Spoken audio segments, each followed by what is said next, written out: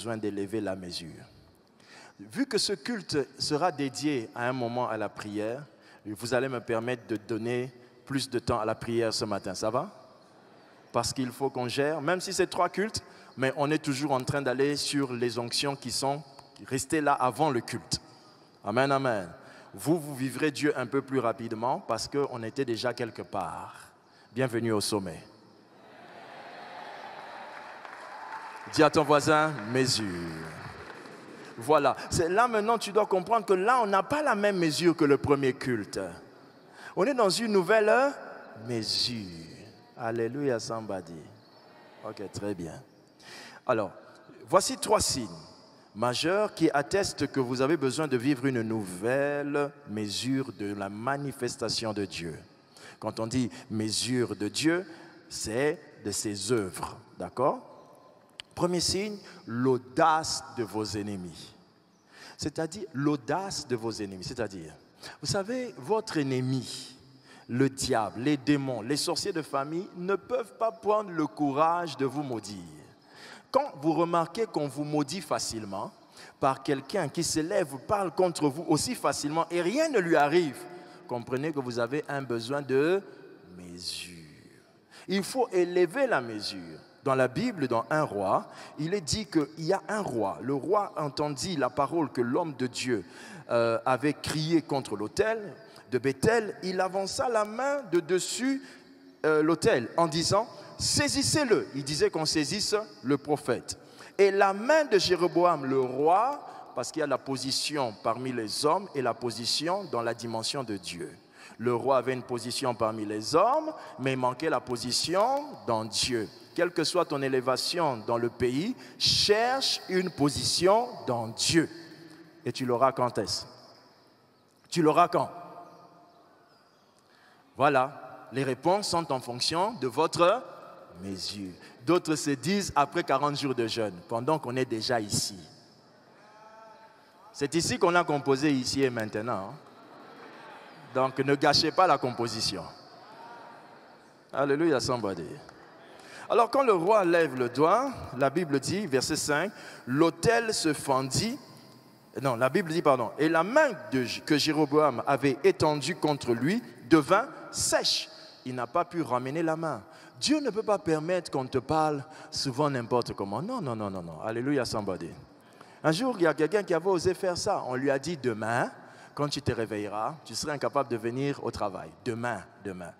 Parce que des fois, quand vous parlez, vous devez vérifier aussi si Dieu vraiment est avec vous. Hein? C'est pourquoi devant les malades, devant les médecins, ne faites pas comme certains chrétiens qui ont le foi et pas la foi. C'est-à-dire les gens qui parlent derrière le problème. Le médecin était devant toi, il t'a dit qu'on va t'amputer la jambe. Toi, tu sors de là, tu commences à dire à la maison, d'abord tu as pleuré au couloir, et puis tu arrives à la maison, tu dis, Seigneur, je sais que tu feras. C'est trop tard. Il y a eu un affrontement de paroles. Et tu n'oublies pas que tu as été créé par la parole. Quand le monsieur t'a dit qu'on va couper, il a créé la coupe. À toi de bloquer ça là, de dire que vous ne couperez pas. Alléluia, somebody. Là, je tente de vous donner un exemple de ce qui m'était arrivé avec ma jambe gauche. Quand le médecin m'a dit en Belgique qu'il fallait couper la jambe, ah mes frères, il a rencontré un malade. Alors j'ai dit au médecin, vous n'amputerez pas ma jambe. Il a dit non, ça va aller. Il pensait que c'était l'émotion. Non, ce n'est pas l'émotion, c'est la foi. Alors tout le monde a commencé à pleurer en famille, sauf moi-même le concerné. J'ai dit, ça n'arrivera jamais. Comment ça peut arriver? Quel est le médecin qui a l'audace de définir ce qui va m'arriver? Lui et moi sommes créés par la même personne. Ses connaissances sont limitées par rapport à moi. Dans mon livre de connaissances médicales, la Bible, j'ai appris que vous imposerez les mains aux malades et les malades seront guéris. Ma Bible dit que si vous n'avez pas le temps d'imposer les mains aux malades et que vous voyez l'ombre des pasteurs, mettez vos malades devant l'ombre. Au cas où vous ne captez pas l'ombre, si l'habit du pasteur passe, tenez seulement le vêtement. Il y a trop de modes de guérison dans notre médecine de Dieu. Est-ce qu'il s'agit de toi? Donc, ne donnez pas l'audace aux gens sur votre vie. Ça prouve que vous avez une petite mesure. Réagissez pour équilibrer les choses. C'est clair? Et la deuxième chose qui montre que vous avez un souci de mesure, c'est le déséquilibre entre la quantité de prière et la quantité d'exaucement. Vous devez observer que je prie, mais je dois prier d'une certaine quantité et recevoir des exaucements d'une certaine quantité. Quand je prie beaucoup de prières, mais j'ai peu d'exaucements, c'est que je dois élever ma mesure de Dieu. Je dois connaître Dieu et croire que Dieu peut faire plus. Je dois aller chercher Dieu pour qu'il fasse plus. Là, quand on va entrer dans la healing room, quand vous allez venir pour la guérison, vous allez faire quoi? On va vous dire peut-être mettez-vous en ligne, on va prier pour vous ou je ne sais pas quoi. Vous savez, n'ayez jamais pitié d'un pasteur. Comme ils ont dit qu'on va faire healing room, c'est leur problème. On va les mettre en danger. Le seul moyen pour sortir la pure onction d'un pasteur, c'est de lui montrer ses limites. Vous n'avez pas compris? Quand vous porterez un malade sur votre dos qui ne peut pas marcher, qui n'arrive même pas à respirer, vous le déposez par terre, vous verrez la vraie onction des pasteurs. Amen, amen. Qui a compris ça? Alléluia. Amen. Alors je vais finir maintenant mon message parce que j'aimerais qu'on puisse aller dans un domaine très intéressant de ce matin. Le but ici, c'est de vous faire sortir de ce culte avec une nouvelle mesure de Dieu. Hein? Une nouvelle mesure de Dieu. Voici qu'est-ce que vous pouvez faire, comment vivre Dieu dans sa mesure. Comment emmener Dieu à agir dans sa propre mesure, dans sa façon à lui-même de faire. Comment on fait pour que Dieu, dans ma maison, soit vraiment le Dieu de la Bible? Je dis souvent à Dieu, ne fais pas comme si ce n'était pas toi. Ah oui, parce que des fois quand tu regardes certaines choses, tu te dis, ça c'est pas Dieu. Entre nous, quel est le verset biblique qui dit, tu te réveilles la nuit, tu chasses les démons, tu dors. Après tu te réveilles encore, tu chasses les démons, tu dors. C'est ça? Quel est le verset biblique qui dit que tu viens d'un service de puissance, tu rentres à la maison, tu as des retours? C'est écrit où? Et on dit ça, ce sont des retours. Ça, ce n'est pas dans la Bible. Ma Bible dit que je me coucherai et mon sommeil sera doux, paisible. Même si je viens de chasser les démons, ce n'est pas par mon pouvoir. Lui-même qui m'a envoyé me protège. Est-ce que nous sommes d'accord avec ça? Alors, voici ce qu'il faut faire pour vivre Dieu dans une mesure, dans sa propre mesure, comme lui-même veut faire. Number one, premièrement, ne limitez pas Dieu aux victoires passées. Ne limitez pas Dieu aux victoires passées. Ce que vous avez déjà fait est déjà fait. Ça ne peut plus rien faire dans ce que vous faites. Quelqu'un me suit attentivement? Ne limitez pas Dieu aux victoires passées. C'est nous qui avons fait ceci. C'est nous qui avons fait cela. Mais c'est déjà fait. Vous vous comparez aux mauvaises personnes. C'est pourquoi vous sentez que vous êtes grand. Quand vous allez vous comparer à plus grand, vous saurez que vous êtes petit. Dis à ton voisin, quel âge as-tu? Ne réponds pas voisin. Alléluia. Parce que le voisin peut avoir un corps plus robuste que toi. Depuis longtemps, tu le respectes parce qu'il ressemble à un grand. Mais s'il ouvre sa bouche, tu te dis, ah, petit, attention. I m'a expliqué to someone. So, maintenant, le plus important ici, c'est quoi? Ne limitez pas Dieu à vos victoires passées. Ce que tu as déjà fait, c'est déjà fait. Oh, j'ai guéri 18 malades, c'est déjà fait. Cherche maintenant à faire autre chose. Vous savez, dans la guérison divine, quand vous priez pour les gens, au départ, vous imposez les malades, les malades sont guéris. Vous imposez les malades sont guéris. Après, les malades augmentent. Et vous vous rendez compte que je n'ai pas suffisamment de temps pour leur imposer tous les mains. Vous voyez, non? Ah. Et là, ça fait appel à une mesure plus grande. Alléluia, somebody. Ah, d'habitude, tu restes là sur un malade, 25 minutes après, la personne même tombe sur l'onction, tu dis, ah, mais quand on t'ajoute 18 personnes et que tu regardes le temps, tu ne peux pas rester 25 minutes. Cherche le Dieu de 1 minute.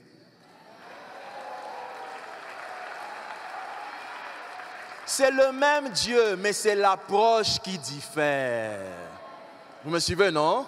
C'est comment vous vous approchez de lui qui fait la différence. Ce que vous croyez de lui. Si vous restez dans votre rythme là de « Seigneur, nous te supplions que la grâce vienne sur lui. Oh mon Dieu, Dieu. » Il va aussi suivre ça. Mais quand vous allez dire à Dieu « Seigneur, ils sont à 200 personnes. » Reçois ta guérison, reçois ta guérison, reçois ta guérison. Et tu vas voir un Dieu d'une nouvelle mesure.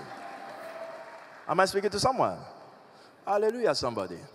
Il y a des fois des malades qui sont tellement têtus, surtout ceux qui ont des douleurs. Entendez, bouge ton corps. Il ne bouge pas le corps. Mais il te fait perdre le temps du service. Tout à l'heure, vous allez voir ça dans la semaine, là, quand vous allez commencer ça. Il y en a qui vont faire perdre le temps. Peut-être, bouge ton corps. Il y a 18 personnes qui m'attendent. Amen. Il y en a un qui a fait comme ça un jour à Lubumbashi. Mon Dieu, mon roi. Ce type-là, je l'ai poussé. Parce qu'il perdait mon temps. Je l'ai poussé. Il est tombé sur son dos. Il a fait une chute. Il a commencé à courir. C'était son miracle. Alléluia. Oh, amen. Si j'étais resté dans ton histoire là. Marche. Non. Je vais me donner de l'hernie. Moi-même, je sors de ce programme malade. Dis à ton voisin, mes yeux.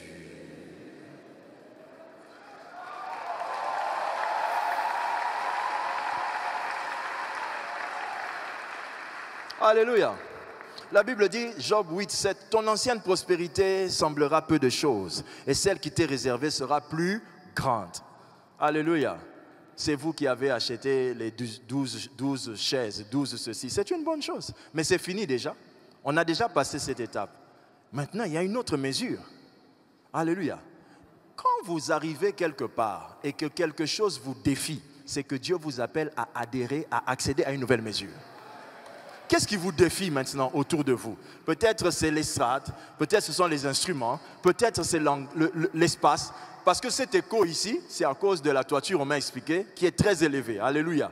Ok, maintenant il faut mettre le plafond et tout ça. Donc si on doit attendre les cotisations, parle avec moi, ne regarde pas ton voisin.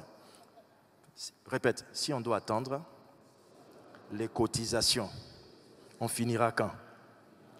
Alors laissez-moi faire autrement. Que Dieu choisisse un homme à qui il donnera des millions de dollars qui lui permettront à lui seul de résoudre tous les problèmes de cet hangar. Dis à ton voisin. Parce que ton problème, toi, quand tu fais un chèque de 1000 $, tu dis que j'ai beaucoup donné à l'église. Alléluia. Alléluia. Donne les bus, on va voir. Dans toute chose, il y a une dimension plus grande. Vous comprenez, n'est-ce pas? Dans toute chose. Alléluia, somebody. Donc la première chose, je vous ai dit, ne limitez pas Dieu aux victoires passées. Je vais donner une deuxième chose très importante et après je vais m'attarder sur la troisième pour que nous puissions libérer la puissance de guérison et l'impactation sur toutes les personnes qui ont les capacités dans leur corps. Amen. Oui. La Bible nous enseigne ceci. Je veux lire un texte d'abord avant de vous donner le point. Mon ami technique, est-ce qu'on peut d'abord lire le texte de Acte 7, versets 17 à 20? Et après, je vais vous donner le point. J'aimerais vous faire toucher du doigt une vérité. Ça sortira quelque part là-bas aussi. J'aimerais qu'on lise ça ensemble. Alléluia. On y va. Le temps approchait où devait s'accomplir la promesse que Dieu avait faite à qui? Et le peuple s'accrut et se multiplia en... Alléluia. On passe. Jusqu'à ce que parut un autre roi qui n'avait pas connu. Ensuite, ce roi, usant d'artifice contre notre race, maltraita nos pères au point de leur faire exposer leurs enfants pour qu'ils ne vécussent pas. À cette époque, naquit Moïse, qui était beau aux yeux de Dieu. Il fut nourri 3 mois dans la maison de son... Ça, c'est le discours que Pierre va tenir avec ses amis après que le Saint-Esprit ne soit venu sur terre. Pierre explique que, vous voyez tout ce qui nous arrive. Un jour, il y avait un problème dans notre patrie. Notre tribu, nous les Juifs, nous avons souffert de beaucoup de choses. Et l'Éternel nous avait délivrés. Ce que Pierre est en train de dire avec les apôtres ici, c'est d'expliquer que nous avons un passé historique qui est en train de combattre notre vie, mais c'est pourquoi le Saint-Esprit est venu pour que nous ne vivions plus comme on était avant. Mais c'est aussi le problème des Congolais. Nous pensons que le Saint-Esprit n'entre que dans le corps de quelqu'un. Non, le Saint-Esprit, la première fois qu'il est venu sur terre, il n'est pas venu dans un corps. Il était venu et il planait au-dessus de toutes choses. Amen, amen. Il planait au-dessus de toutes choses. Le Saint-Esprit est plus grand que le petit corps que tu as. Mais le Saint-Esprit, quand il vient, c'est pour sauver un peuple des problèmes de son histoire passée. Alors, quel est le problème de notre histoire passée du Congo qui nous empêche de comprendre Dieu dans une autre? Si vous avez un passé dur en tant que nation, vous n'accéderez jamais à la connaissance de Dieu dans une heure. La limite que nous avons, exemple, nous au Congo, nous disons que non, on peut trouver un endroit, on fait un hangar, on fait une église. Pourquoi on parle d'hangar? C'est notre mesure. Mais quand vous quittez ce pays et que vous implantez une église en France, comme là à Tours, vous allez voir que pour pouvoir implanter l'église, ce n'est pas l'hangar. On t'interdit même de faire du bruit. Tu dois avoir une salle hermétiquement fermée. Donc les peuples subissent la réalité de leur passé. Et quand vous avez un passé négatif, vous avez tendance à prendre Dieu par rapport à votre passé. La compréhension que vous avez de Dieu au Congo n'est pas celle que l'on a de Dieu au Nigeria. Parce que notre histoire nous rattrape. Alors regardez cette image importante que je vais vous donner. Et je vais vous parler de quelque chose qui est arrivé et qui est dans ton être, là où tu es là. Et cette chose est en train de t'empêcher de voir Dieu dans une certaine dimension.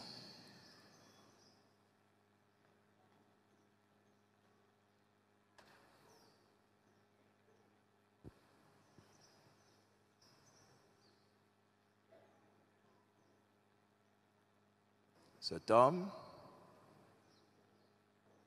s'appelle Salah.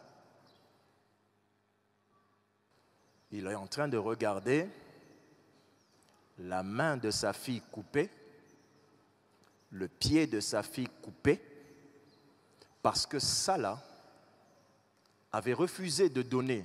Il n'avait pas pu donner la quantité de caoutchouc nécessaire pour le côlon. On a coupé le pied de sa fille et coupé la main de sa fille. Salah est un Congolais. Cette image est prise autour de 1800. Cette image a fait le tour du monde et des missionnaires américains afro-américains ont commencé à demander que Léopold, le roi Léopold de Belge, laisse le Congo parce qu'il est en train de couper nos mains. Nous avons perdu des millions de mains, nous, Congolais. Quand tu es descendant des gens qui ont souffert comme ça, tu ne peux pas penser Dieu au-delà de toi. C'est pourquoi au Congo, quand on prêche même, on a cette prédication de toi-même. Même si le pays, ça ne marche pas, Dieu fera. Non, la Bible dit que votre bonheur dépend du bonheur de votre pays. Qui vous a appris des mensonges comme ça? Votre réussite dépend de la réussite de ce pays. Dites avec moi, salaire minimum. Notre salaire minimum dépend de l'économie de notre pays. Tu vas travailler, on te donne un salaire du mois de $100. Le transport par mois coûte déjà plus de $100 pour aller au lieu de travail. Tu fais quoi?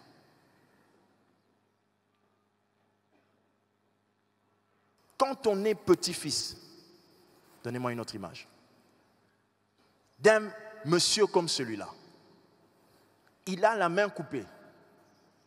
Quand il veut voir son ami, il ne sait pas marcher main dans la main avec son ami.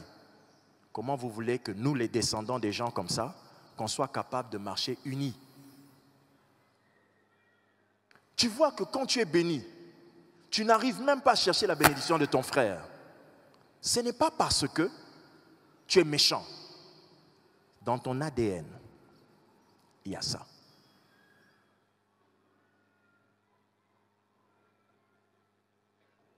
Quand le Saint-Esprit vient dans un pays,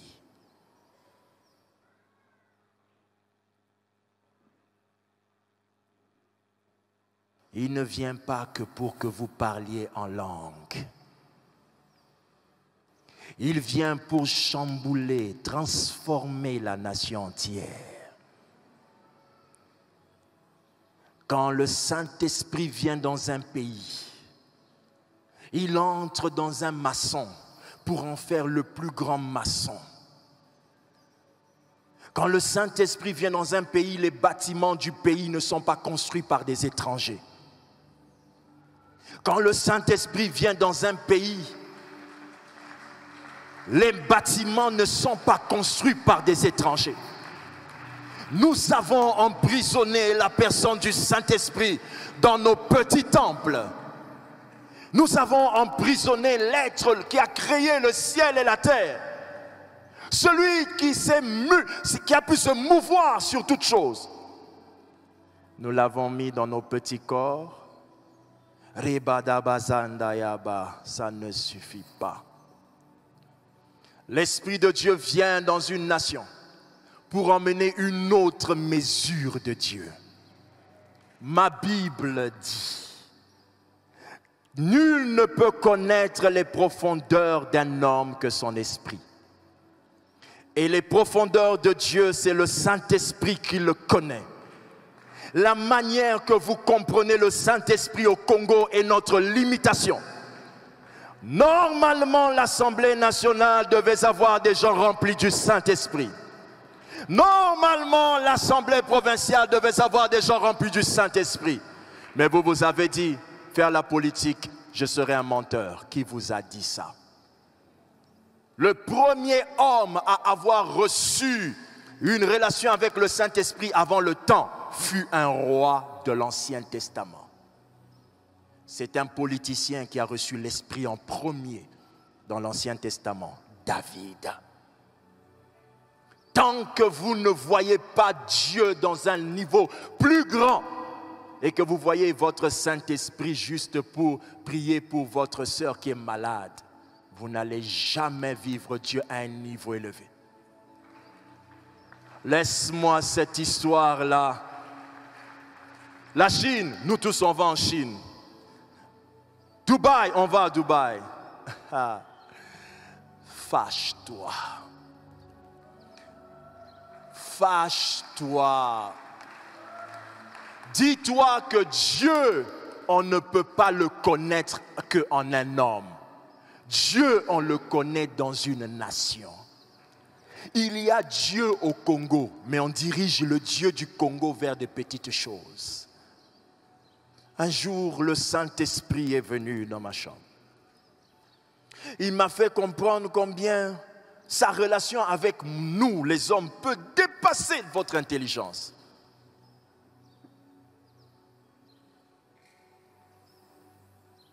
Oh, il est là.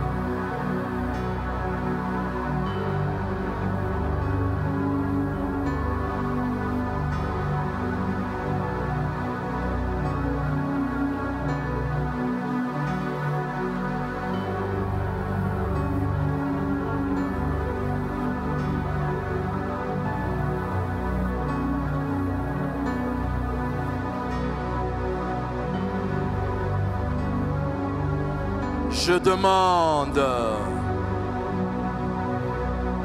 Je demande.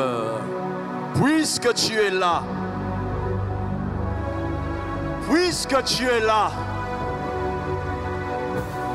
Puisque tu es là. Remplissons cet hangar. Remplissons cette maison. Puisque tu es là. Puisque tu es là. Je demande. Puisque tu es là, envahissant mon esprit tout entier, remplissant mon être de ta gloire et de ta puissance. Puisque tu es là, remplissant l'espace de cette demeure, je demande, d'ici quelques jours, un moment de guérison sera dédié dans cette assemblée. Puisque tu es là, précieux Saint-Esprit, l'effectif des personnes pour la guérison des malades est bien peu par rapport à tous les malades. Nous avons besoin de l'augmentation de la mesure.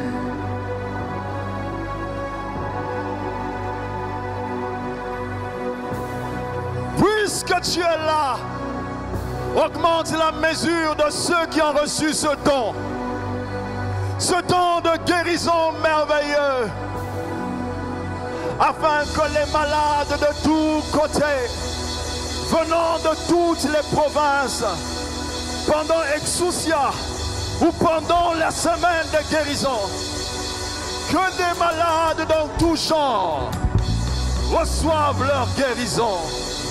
Puisque tu es là, n'attends pas Exousia, où huile ma tête et que ma coupe déborde.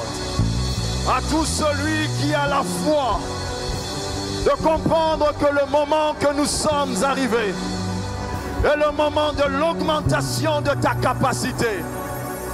Tes mains levées vers le ciel, prépare-toi à une nouvelle mesure.